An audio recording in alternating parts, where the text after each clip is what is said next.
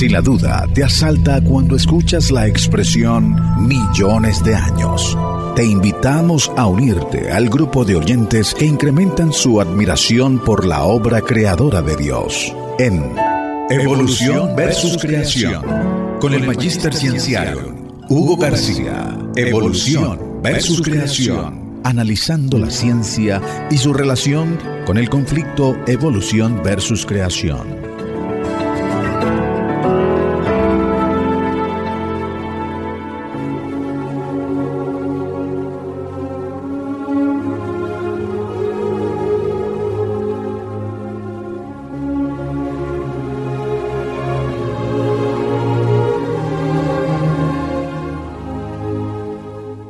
Un saludo cordial para todos. Bienvenidos a otro capítulo de su programa Evolución versus Creación. Nuestro tema para hoy se titula Lo que Darwin nunca supo sobre el oído humano. Ciertamente este tema de evolución y creación es de suma importancia en esta época moderna, en la cual un amplio sector de la sociedad pone en duda la existencia de Dios. Antiguamente, los ateos se basaban en razones filosóficas para justificar su negación de la existencia de un Dios creador. Pero hoy en día, los escépticos han dado un paso adelante en la defensa de su incredulidad. Ahora argumentan que en la actualidad no es necesario un creador para explicar la aparición del universo y de la vida, necesidad que sí existía antes, pero ya no. Pues ahora cuentan con la teoría de la evolución. Apoyados en esta teoría, ahora afirman que tienen una base científica para explicar el origen de la naturaleza sin Dios. Para ellos, el nuevo Dios creador se encuentra en las leyes de la materia, actuando de manera casual a través de grandes extensiones de tiempo. Un escritor incrédulo, Richard Dawkins, declaró que gracias a la teoría de la evolución ya se puede ser ateo y vivir intelectualmente satisfecho. En el capítulo anterior mencionamos acerca de un concepto surgido del seno del ámbito de la ciencia, el cual demuestra la imposibilidad de que la evolución haya tenido lugar. Se trata del principio de la complejidad irreductible, propuesto por el bioquímico Michael Behe. Este principio expone una realidad verificable. Consiste en que para que un sistema funcione, debe tener a la disposición todas las partes esenciales. De otra manera no podrá funcionar. Para explicarlo, empleamos el ejemplo de la trampa para ratones. Este artefacto sencillo consta de unas 9 piezas solamente. Para que pueda funcionar y atrapar ratones, todas las piezas deben estar en su sitio. Si falta solamente una pieza, no estará en capacidad de funcionar. Esta trampa para ratones es un artilugio bastante simple. Sin embargo, es un sistema de complejidad irreductible, o sea, que no se puede reducir. Basta que falte solo una pieza para que sea totalmente inútil. Ahora bien, un ser viviente cualquiera, un animal o una planta, consta usualmente de millones de células y de manera similar a la trampa para ratones, debe tener prácticamente todos sus componentes, millones de células, en su lugar para poder funcionar. Es difícil imaginar cómo puede ocurrir la evolución de un organismo, como la describen sus proponentes, comenzando desde un sistema muy sencillo, cuando en realidad no podría funcionar por estar bastante incompleto. Aún una simple célula, simple entre comillas, supuestamente el primer ser viviente en aparecer, es incapaz de evolucionar, porque para funcionar se requiere que esté prácticamente completa, con todos sus organelos o componentes en su sitio. En todo ser viviente hay una gran interdependencia entre sus órganos. El primer ser humano debió estar íntegro desde el principio para poder vivir. El sistema nervioso, el corazón, la sangre, los huesos, los músculos, la piel, el sistema digestivo, el sistema inmunológico, el cerebro, etc., entre otros, debieron ser parte integral del primer ser humano, y el mismo razonamiento es aplicable a los animales. Tanto los humanos como los animales precisan de un cúmulo de órganos para subsistir, órganos que son interdependientes. Si faltara tan solo uno de los órganos vitales, no podría haber vida. ¿Qué plantea el evolucionismo? Un progreso gradual partiendo prácticamente desde cero, desde el primer aminoácido.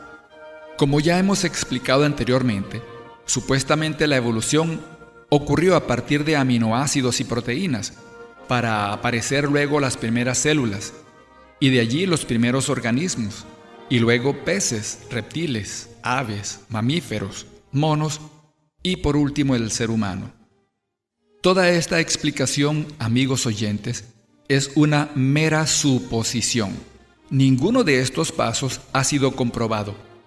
Y como podemos darnos cuenta por el principio de complejidad irreductible, ningún animal pudo verse formado por evolución gradual. Es un proceso imposible, es una situación de todo o nada.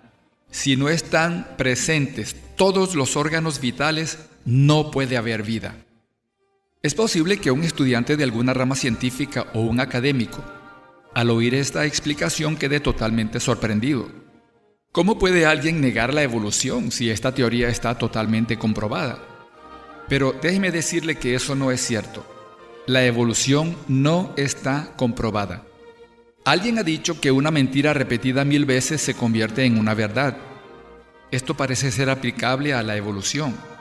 Tanto se ha hablado sobre esta teoría que muchos pueden llegar a la conclusión de que si está en boca de todo el mundo es porque es cierta. Pero esto está lejos de la realidad. Hace siglo y medio que Charles Darwin escribió el libro El origen de las especies, con el cual avivó la interpretación ateísta de que la vida y el universo tuvieron un origen exclusivamente materialista. En este lapso de 150 años, la ciencia ha progresado enormemente, y mientras los partidarios de la evolución toman los nuevos descubrimientos y les dan una interpretación evolucionista, otros científicos logran discernir las dificultades involucradas con esas interpretaciones y convienen en una conclusión opuesta, en que la complejidad de la vida y la excelencia de su funcionamiento son resultado de una gran planificación, de un diseño inteligente. Un ejemplo de esto lo tenemos en el descubrimiento del código genético. En el tiempo de Darwin ya se conocía la célula, pero se pensaba que era una simple masa gelatinosa.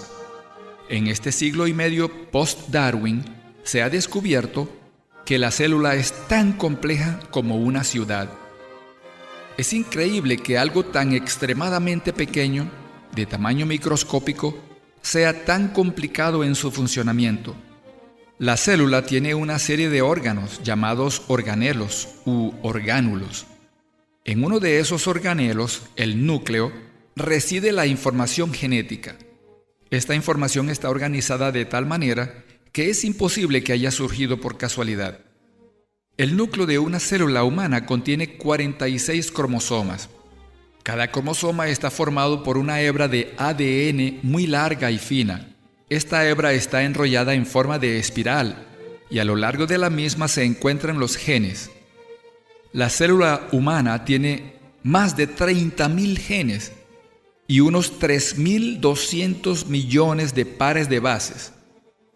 Amigo oyente, no se inquiete si no está entendiendo todas estas palabras. Menciono todo esto para transmitirle que lo relacionado con la información genética es sumamente complejo.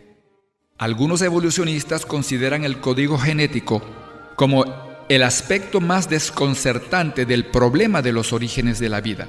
Y realmente, para que se forme un sistema tan complejo, con 3.200 millones de pares de sustancias químicas por mera casualidad, es imposible. Creer que el código genético se formó por accidentes afortunados no tiene asidero científico. Si nadie ha logrado sintetizar una simple proteína en el laboratorio, partiendo solo de sustancias inorgánicas, suponer que el azar, la casualidad, logró producir el código genético es una idea descabellada. De manera pues que el descubrimiento del complejísimo código genético debió hacer recapacitar a muchos que lo que está detrás del telón de la vida es un agente inteligente y no la casualidad sobre la que se basa la evolución. Como ya he mencionado antes, muchos científicos están desafiando al evolucionismo. Y en realidad lo que desafían es la idea de la macroevolución, o la noción de que las especies se pueden convertir en otras especies distintas. Ya aclaramos en un capítulo anterior los conceptos de microevolución y de macroevolución. Por microevolución se entiende el conjunto de variaciones que sufren los seres vivientes para producir razas distintas, como ocurre con los perros. La microevolución es una realidad documentada y aceptada por todos los científicos, pero las variaciones de la microevolución nunca han producido una especie distinta. La microevolución no conlleva a la macroevolución. Por ejemplo, con toda la experimentación a la que se ha sometido a la mosquita de la fruta, la Drosophila melanogaster, nadie ha logrado convertirla en una especie distinta. La teoría de la evolución se fundamenta en su credo de la macroevolución, en que las especies simples han evolucionado hasta convertirse en especies complejas. Pero esto no se ha observado, no se ha verificado. Amigos, vamos ahora a un momento musical. Ya volvemos con ustedes.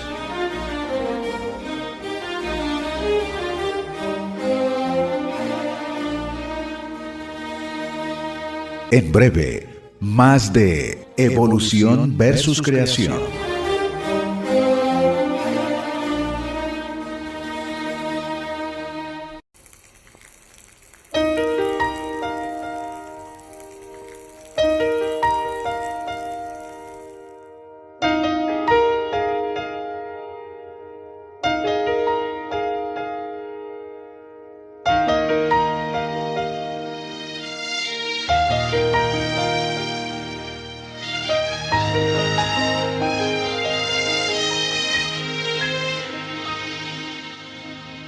Abatida, destruida,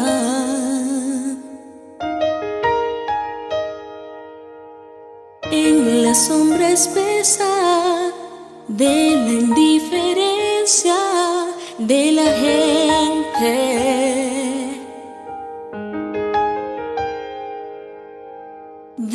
Derrotada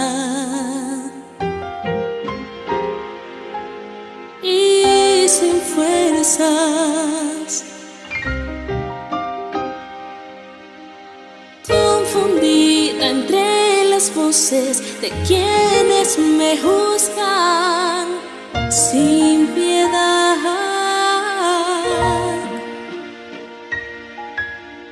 En el fondo no he tocado el suelo,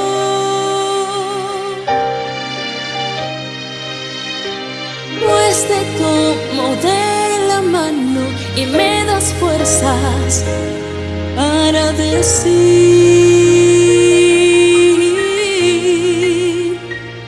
aún sigo de pie ante la batalla, de pie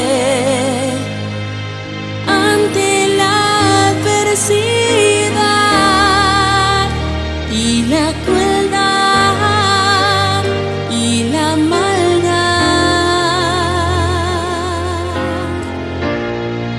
Aún sigo de pie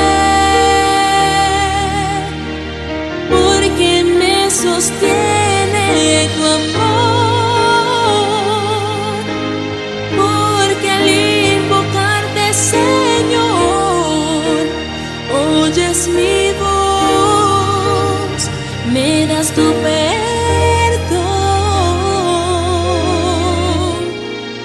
y sigo de pie.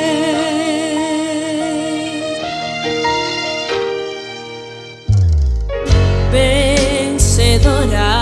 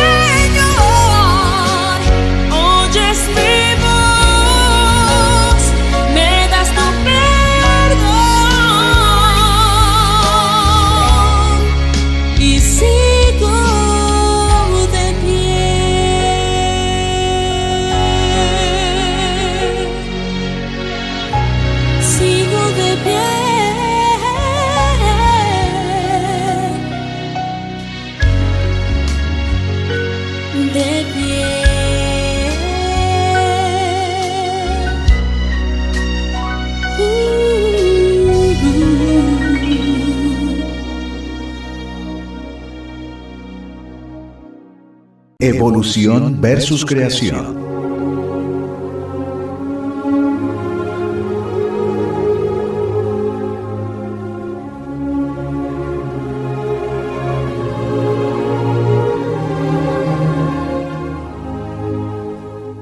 Estamos de vuelta con su programa Evolución versus Creación. Nuestro tema para hoy es lo que Darwin nunca supo sobre el oído humano. Cuando los defensores de la evolución aseveran que los reptiles provienen de los peces, están observando un antes y un después y se interpretan lo que ha ocurrido en el lapso transcurrido. Lo cierto es que si el cambio de una especie a otra pudiera ocurrir de una manera espontánea y natural, hace tiempo ya que lo hubieran provocado deliberadamente. Entre los científicos que han desafiado al evolucionismo se encuentra el médico Geoffrey Symonds. Recientemente publicó el libro titulado Lo que Darwin nunca supo, el cual es una magnífica obra acerca de lo que el Dr. Symonds, como médico, conoce muy bien, el organismo humano. En la época de Darwin se conocía poco acerca del funcionamiento interno del cuerpo humano. Lejos estaba él de saber lo intrincado de sus mecanismos. La actividad diaria dentro del ser humano supera los movimientos combinados de las 5 ciudades más populosas de nuestro planeta. Más de 10 billones de células efectúan cada día un número superior a miles de billones de interacciones químicas.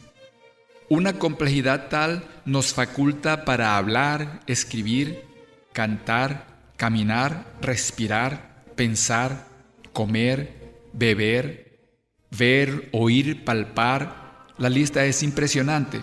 Producir glóbulos rojos, renovar células, correr, absorber oxígeno, eliminar dióxido de carbono, producir energía, tocar instrumentos y tomar decisiones muy complejas, entre muchas otras actividades. Y en cada una de todas estas funciones hay decenas y aún centenares de pasos y de mecanismos regulatorios. Algo que caracteriza al accionar del ser humano es su extrema complejidad. Charles Darwin murió y nunca se enteró de que la anatomía y la fisiología humanas eran tan complicadas. Somos tan complejos que es imposible que seamos el resultado de una serie de accidentes afortunados. Algunos autores evolucionistas reconocen que la aparición de la vida en general se puede considerar un milagro, pero argumentan que el fenómeno de la vida surgió en el transcurrir de mucho tiempo. El Dr. Symonds relata en su libro que en una oportunidad hace muchos años se entrevistó con el afamado ateo y evolucionista Carl Sagan y le preguntó por qué él pensaba que los humanos pudieron convertirse en seres tan complejos mediante la evolución. La respuesta de Carl Sagan fue corta y tajante: 6.000 millones de años. Cuenta el Dr. Symonds que en aquel entonces él pensó que Carl Sagan estaba equivocado, pero que ahora, muchos años después, él está seguro que dicho evolucionista está equivocado. Pensemos en la respuesta dada por el señor Sagan: 6.000 millones de años. Los defensores del evolucionismo saben que tienen muchas evidencias en su contra, pero se amparan en el argumento de que, aunque parezca imposible, la evolución ha ocurrido de forma inevitable porque ha contado con miles de millones de años para producirse. Sobre este aspecto, muchos escritores han expresado su rechazo. Un ejemplo lo tenemos en el libro La evolución disecada, por el Dr. Frederick Nelson. En este libro, el autor divide en partes la teoría de la evolución, de forma similar a cómo se disecciona un cadáver para examinarlo. En su análisis, el Dr. Nelson se fundamenta en lógica y en cálculos de probabilidades. La conclusión al final de su libro, La evolución disecada, es la siguiente: el tiempo, la materia, el suministro de alimentos y la buena suerte son todos insuficientes para explicar la macroevolución. La macroevolución naturalista es una hipótesis científica altamente irracional. Esta declaración enérgica del Dr. Frederick Nelson es una negación rotunda a las pretensiones del evolucionismo de que la evolución tuvo que ocurrir porque disponía de grandes extensiones de tiempo. Existen muchos órganos en el ser humano que, al ser analizados, ofrecen evidencia en contra de la evolución y a favor de que hemos sido sabiamente diseñados. Tomemos el sentido del oído como ejemplo. Notemos cómo oímos. Notemos cómo es el proceso. Las orejas reciben las ondas de sonido y las dirigen a través del conducto auditivo hacia la membrana timpánica. Esta membrana vibra por efecto de las ondas sonoras y hace vibrar 3 huesecillos con los que está conectada: el martillo, el yunque y el estribo. Las vibraciones son transmitidas a una estructura en forma de caracol, denominada cóclea, la cual tiene 3 tubos llenos de líquido y enrollados uno junto a otro. El más pequeño de estos tubos, el conducto coclear, contiene el verdadero aparato sensor para la audición, el órgano de Corti. Las vibraciones que llegan al conducto coclear ocasionan un leve movimiento en el líquido y este, a su vez, estimula unas células especiales, las células ciliadas, ubicadas en el órgano de Corti, las cuales convierten la fuerza mecánica del líquido en señales eléctricas o impulsos nerviosos que son llevados al cerebro mediante el nervio auditivo. Es en el cerebro donde finalmente son interpretados los sonidos. Amigos oyentes, ¿lograron entender toda esta explicación? No se perturben si no lo hicieron. El objetivo de esta explicación es que ustedes comprendan lo complejo del sentido del oído. Es muy ingenioso, ¿no es cierto? El oído es un mecanismo maravilloso que nos permite reconocer los sonidos que se producen en nuestro medio. Nos capacita para comunicarnos verbalmente unos con otros. Complementa otro órgano asombroso que es nuestro aparato fonador. El oído es tan extraordinario, tan exquisitamente diseñado, que nos faculta para identificar timbres de voz y reconocer quién nos habla sin necesidad de verlo. Mediante el oído podemos disfrutar de la música y distinguir las voces en un grupo musical o los instrumentos de una orquesta. El oído nos permite percibir lo que acontece a nuestro alrededor. Nuestra supervivencia depende del oído.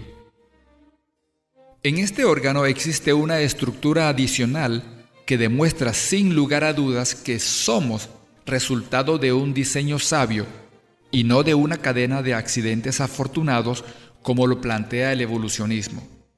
Dicha estructura se encuentra adjunta a la cóclea o caracol y consiste en 3 canales semicirculares, y el utrículo y el sáculo. Los canales semicirculares están orientados hacia las 3 dimensiones del espacio y contienen un líquido en su interior. Cuando movemos la cabeza hacia arriba, hacia abajo o hacia los lados, el líquido de al menos uno de los canales semicirculares se desplaza y con su movimiento estimula unas células ciliadas, las cuales envían estas señales al cerebro. De esta manera percibimos movimiento y nuestra posición en el espacio y logramos mantener el equilibrio.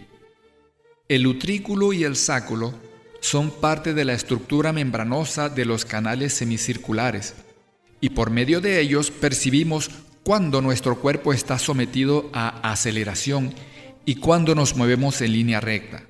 Estamos tan exquisitamente diseñados para percibir cualquier tipo de movimiento corporal que incluso tenemos unos sensores especiales, los propioceptores, los cuales se encuentran en los tendones y músculos de las articulaciones principales del cuerpo. El órgano del oído es, por lo tanto, el medio mediante el cual detectamos los sonidos que se producen a nuestro alrededor y además el dispositivo que nos capacita para mantener el equilibrio. La descripción que les acabamos de brindar es incompleta. El sentido del oído es mucho más complicado en su anatomía y en su funcionamiento. Hay muchísimos más detalles que tenemos que omitir por cuestión de tiempo. Vamos a mencionar uno. Hay un músculo muy pequeño que mantiene al tímpano bien tenso, como la membrana de un tambor. Si no fuese por ese pequeño músculo, un tímpano distendido no podría iniciar la cadena de transmisión del sonido, y nuestra audición estaría muy disminuida o sería totalmente nula. Como podemos apreciar, hay muchos detalles en el oído que son resultado de un diseño muy ingenioso. Cabe ahora preguntarnos, ¿es razonable pensar que un órgano tan exquisitamente formado, tan maravillosamente estructurado sea producto de la casualidad? En el ámbito científico se estila describir los procesos mediante algún mecanismo. Bien, ¿mediante cuál mecanismo se puede explicar la formación gradual del oído? ¿Cuál de sus componentes pudo haberse formado primero? ¿El tímpano o la cóclea? Recordemos el principio de la complejidad irreductible. ¿Qué utilidad pudo tener la formación de los huesecillos si el tímpano o la cóclea no se habían formado todavía?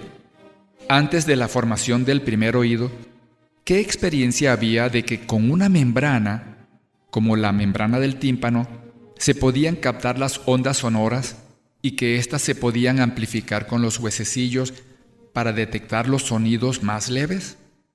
¿Y cómo surgió el conocimiento de que era necesario conectar el oído mediante el nervio auditivo con el cerebro para que éste, el mando central, pudiese interpretar la información recogida? Estas preguntas nos dan una idea del grado de dificultad mayúsculo que enfrentaría la evolución de tener que formar el primer oído sin experiencia previa para indicar cuál diseño funcionaría. Y el oído es apenas un órgano en el ser humano entre muchos otros que requieren tanto o más ingenio para su diseño. Amigos oyentes, esperamos que logren captar la importancia de análisis como el recién hecho. Si tan solo las personas reconocieran que no somos producto de accidentes afortunados, sino que estamos hechos a la imagen de un ser infinitamente sabio, nuestra perspectiva de la vida cambiaría y reconoceríamos a nuestros semejantes como hermanos creados a la imagen del mismo Padre. Realmente la sociedad ganaría mucho si todos fuésemos cristianos creacionistas de corazón. Finalizamos nuestro estudio con las palabras del Salmo 33, versos 8 y 9. Tema a Jehová toda la tierra, teman delante de él todos los habitantes del mundo, porque él dijo y fue hecho, él mandó y existió. Hasta nuestro próximo programa, que nuestro Creador los bendiga. Les habló Hugo García.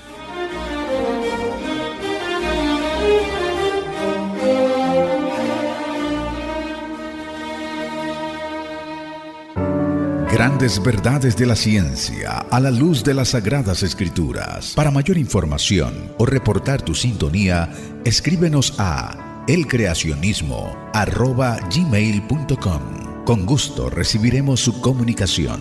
Hasta un nuevo capítulo en Evolución versus Creación.